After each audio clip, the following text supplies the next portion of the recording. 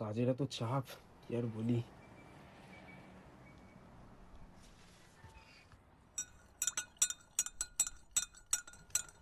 দিদি, এক কাপ চা দাও তো, মাথাটা খুব ধরেছে। উফ।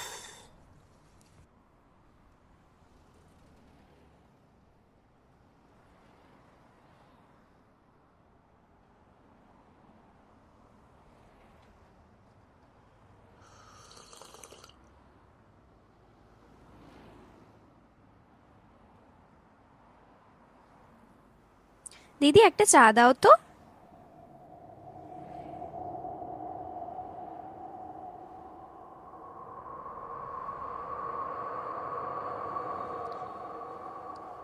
মীরা? অর্জুন, এতদিন পর?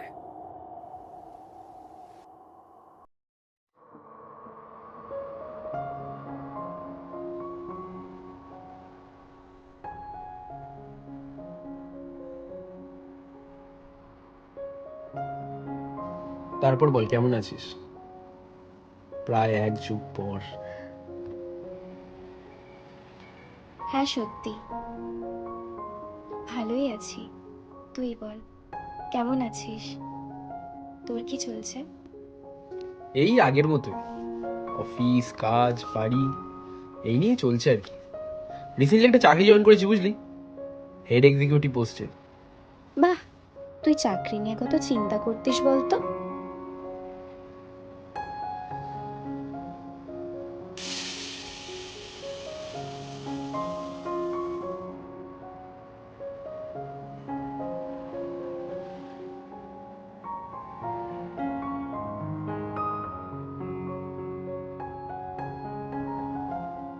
কি রে, তুই এখনো গরম চা খেতে পারিস না বল?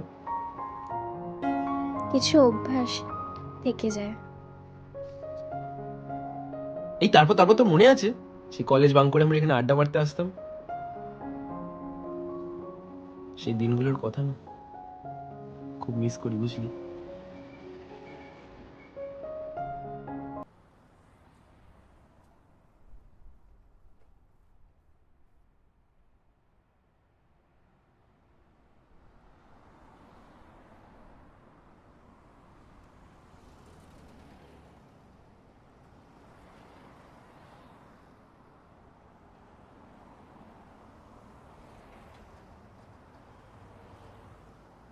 মীরা, তুই? আগের সপ্তাহে এঙ্গেজমেন্ট হয়েছে, পরের শনিবার বিয়ে, তাই কেনাকাটা করতে বেরিয়েছিলাম।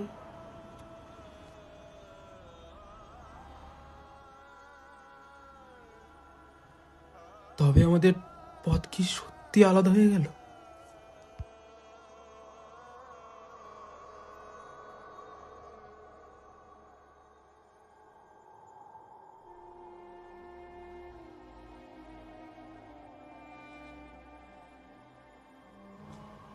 হয়তো সেভাবেই হওয়ার ছিল।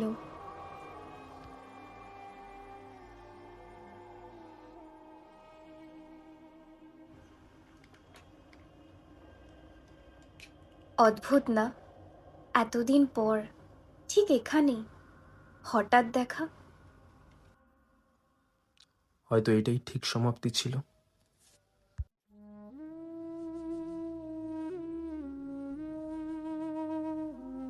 তাহলে সেদিন কি আমার সবকিছু ঠিক করে নেওয়াটা উচিত ছিল?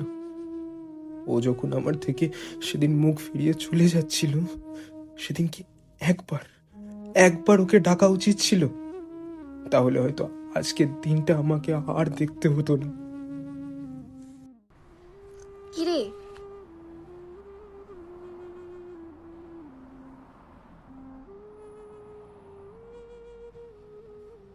আজ আমি উঠি বুঝলি, পারলে আমার বিয়েতে আসিস।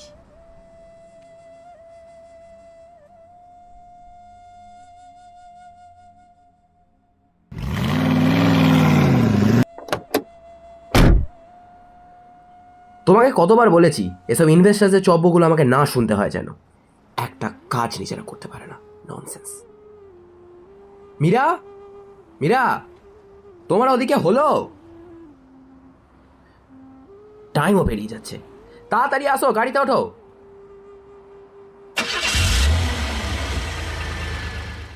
হ্যাঁ গো, চলো। আমাকে নামতে হবে পরের স্টেশনে। দূরে যাবে তুমি, দেখা হবে না আর কোনোদিনই। তাই যে প্রশ্নটার জবাব এতকাল থেমে আছে শুনবো তোমার মুখে। সত্য করে বলবে তো? আমি বললেম বলবো।